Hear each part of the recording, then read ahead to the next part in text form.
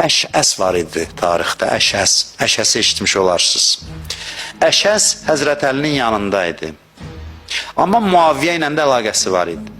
Cəngavər adam idi. Yəmənli idi, cəmiyyətdə yaxşı adam sayılırdı cəmaatın gözündə.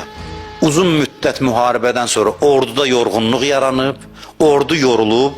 Hamı gözləyir ki, nə olacaq? Sabah həlledici döyüşdür, həlledici döyüş. Bir cavan oğlan dedi ki, bu nə müzakirədir bu vaxtı? Ağa əleyhissalam bilir də Allahın hüccətidir deyir və bu dəlillər əsasən deyir. Kör-körana yox. Daha indi uzatmıram da bu səbəblərə görə deyir ki, bu məsələni biz həll eləməliyik, həlledici döyüşə getməliyik. Malik Əştər də deyir ki, sabah məsələ həll olur. Bu nə söhbətdir? İndi saldı, cəmaat yorulub. Bunu kim saldı? Hamı deyir ki, Əşəs sən mövqeyividinə. Əşəs bildirsin. Qalxdı ayağa, zirəng adam idi.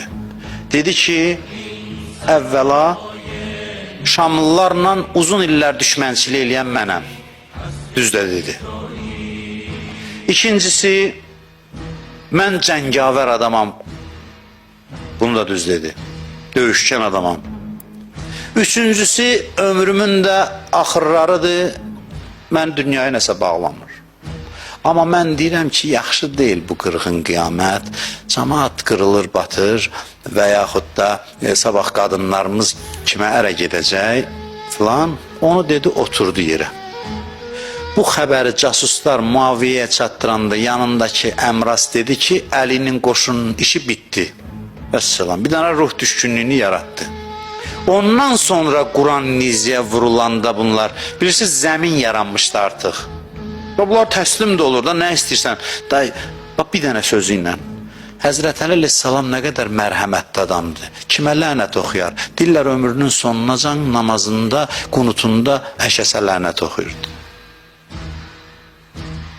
Yersiz bir dənə söz. Yerində deyilməyən bir söz.